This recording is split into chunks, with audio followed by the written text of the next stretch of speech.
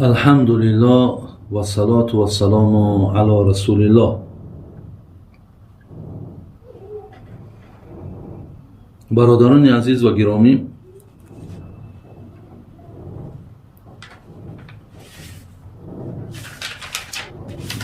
در دو مسئله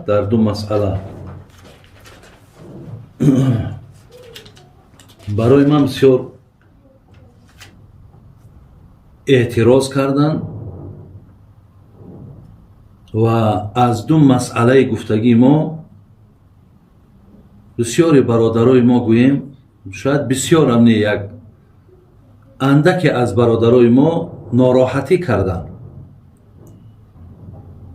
یکی مسئله ای که من از نام مادرها و خواهرهایی که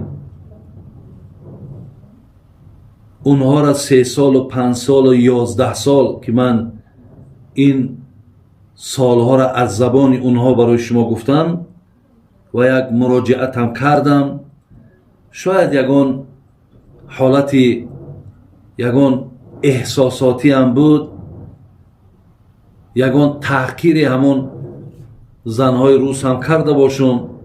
مثل گفتم که مثال شما همون زنهای بعضی بوگنی گفته. بله برادران عزیز، من این را از حساب آن گفتم که وقتی میبینم حق این زنها وقتی پایمال میشوند، من این را به این خاطر گفتم.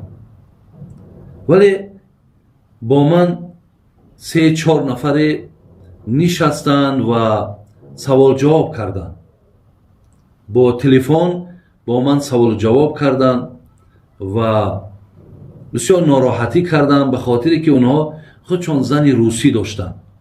حتی من سخن اونها را نویساندم، اگر اینجا ده که وای برای من چی گفت. من سخنشان گفت بابای حاجی گفت انا من زن روسی دارم. این سخن یکی از آن برادرایی که من در زنگ زده بود.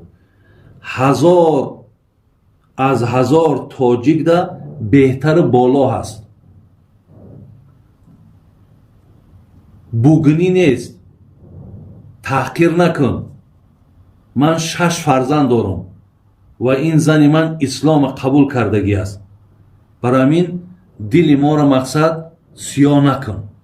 این سخن همون برادرای بود گوییم که در مجموع بر من زنگ زدن و این سخن گفتن.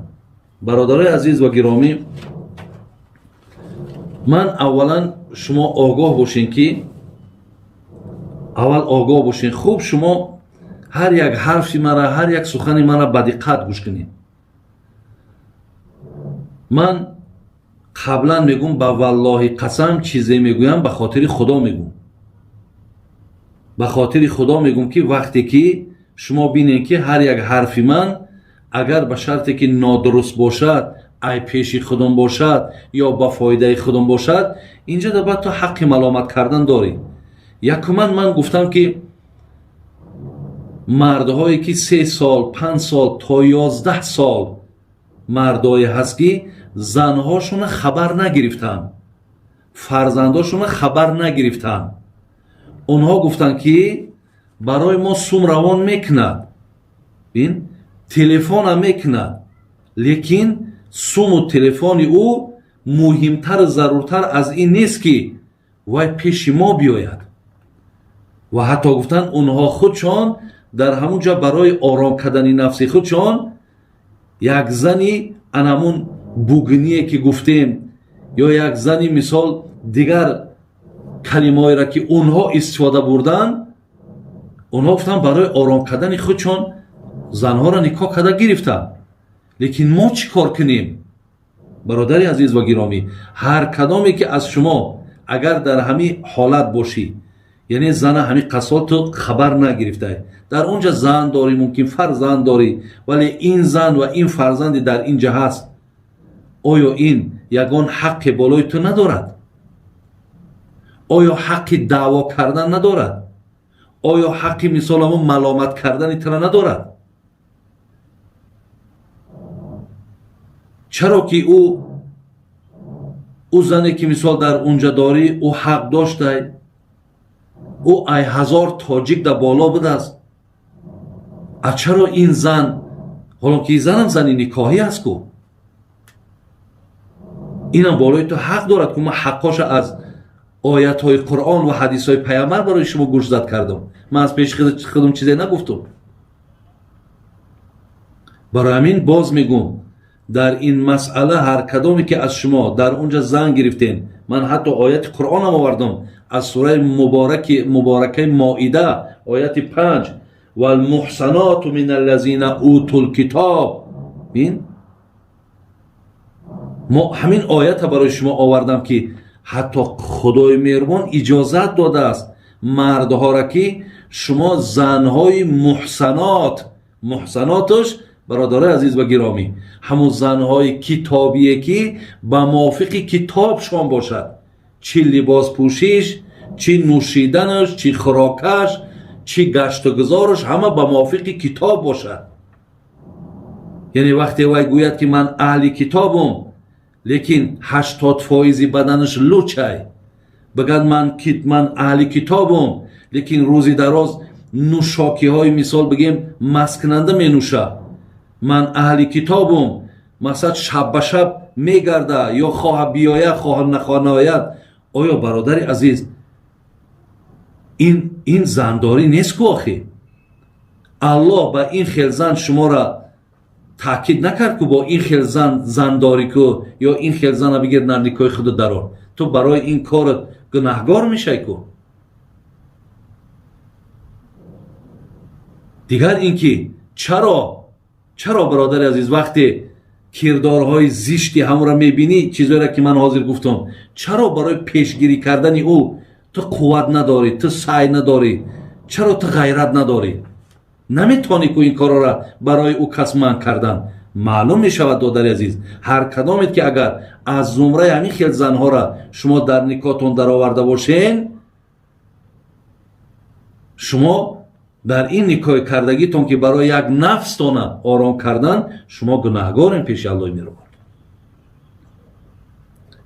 ولی آن نفرهایی که زنهای را گرفتن، خیلی که برادر میگد من 6 فرزند دارم، زنی من مسلمان است، ما در راست اونها برادر عزیز هیچ چیز گفته نمیتونیم.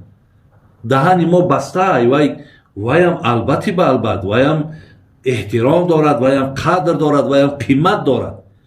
حتی همون زنهای کتابیه که اگر با کتابی خودشون پایبند عمل باشن، همونها هم احترام و حق دارن. اینجا ملامتی من و گپی من در سر انامون کردارهای بد زیشتی اونها می روند. لیکن بازم یمی که اگر وای مسلمانم باشد، فرزندم داشته باشی، لیکن این زن و این فرزندهای اینجا بدگی تا خبر نگیری، برای اینم باز جوابگری، برای اینم تو در پیشگاه خدای مهربان مسئولی برادر عزیز. دیگر مراجعتی که من کردم این بود که بسیاری از شوهرها تلفن نمیکنن. میگه برادرای عزیز آخه اینها بیچاره با کی مراجعت کنن؟ با کی مراجعت کنن؟ شاید صدای من، آواز من که به گوش شما میرسد، اینا در من مراجعت کردن که حاجی بابا شما گوین، شاید که اونا مقصد به یک سری خلاصه بیاین. درست کردن آخه ممکن همین آوازی من رود، دیگر با تلفن با او تو صحبت نکنی، تلفنش نکنی. من برای شما گفتم که تلفن کنین، احوالشون را بپرسین، از کمبودی هاشون مقصد همیشه آگاهی داشته باشین. برای خدمتایی که در حق پدر و مادرت خانه و دری تو میکند، فرزندای تو میکند، شما شکرگزاری سپاسگزاری کنین. این تماما از رمکه آدمگری و ایمانداری و انسانگری بیرونه که یک آدم 3 سال 5 سال در خدمت خانواده تو سرگردان ایو، تو یک بار اوقات یک بار تلفنی صحبت نمیکنی، یا از حالش نمیپرسی، یا با تلفن حقارتش میکنی. که یک بار ایستاده می گپا را فکر که کاری تو درسته. همین معامله را در برابر همون زنکایی که میگوی ای هزار تاجیک بالای در برابر همون کرده میتونی. هر بیگه همون ساعتی در کاری در خانه در نباش، حال طبیعی چی میشود؟ ایره بر آدمایی گوین که اینا آگاهی نداشته باشند.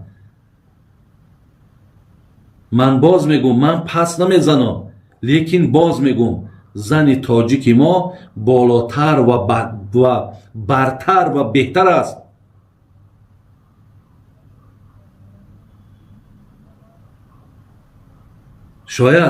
شاید زمانش بیاید، ممکن حاضر ترای گپا نمیفارد، شاید زمانش بیاید که وقتی بیرونی درد کرد و وقتی دیگر میبینی حالی خطا و میبینی مقصد به قدری خطا، بعد ممکن به درون دیلت بعد برای من یگان رحمت یگان دعای نیکی بکنی. با من چی برادری عزیز؟ عذابی که تو میبینی، اذیتی تو میکشی، چیزی میکشی، خودت میکشی. من فقط آن چیزی را که خواندم، آن چیزی را که شنیدم، آن چیزی را که دیدم، من برای شما گفته استم. بعضی ها را میدانی که همون زنها برای چی میگیرن؟ بعضی بچه های ما که برای دنیاشون میگیرن، شون برای که وای سون داره، خانه داره. بعضی ها بچه های ما برای همین اونها را زن میکنن، لیکن حال زندگی اونها برادر عزیز زندگی نیست که بگوی در او یک راحت باشه و در او یک کیفیت باشه. بسیاری بچه های ما را پاسپورتاشون گرفتگی هن، نمیماننشون دیگر همین طرف بیان. بعضی هاشا برای همون موسراشا پرتافتن، یا برای سگشا نگاه کردن، یا برای موش دارن. خودتون میدانین موشای همه را نگاه کردن میگیرن. این گپای ما برادرای عزیز برای شما باید جای خفگی نباشد. آخه شما برادرای ماین، من برادر شمایم. اگه گپی حق کمترک تلخه، کمتر سخت میرسد. یکی وقتی که اگر تو زن داشته باشی و زندگی حلالی تازه داشته باشی و با از این زنت خبر بگیری، برادر عزیز گپ در سر این نرفته است. من برای آدمایی گپ میزنم که اونها یک طرف تمام شرایط دادن، طرف دیگر را تماما اهمیت نیست. فکر میکنم اگه سخن فهمیدی برادر عزیز. بوگینیه که من گفتم مقصدم انمونهای هستن که در دهنکاشون سیگارت روزی دراز از نوشابه های مثال بگیم هم مسکننده می نوشن و در خانه مقصد بگیم پای بالای پای پرتافتگی شتگی. مقصد ما اونها بودن. مقصد ما او زن تازه حلال پاکیزه که ناموس و ننگی تای، مقصد من اون نبود. خدای مهربان حفظتان کند، خدای مهربان توفیقتان تید. باز میگم که برادرای عزیز و گرامی، حتما زن از مردمی خودمان بگیرین. خدا خواهد برای شما با خیر است، هم دنیاتون ده هم آخرتون ده. سلام علیکم و رحمت الله و برکاته.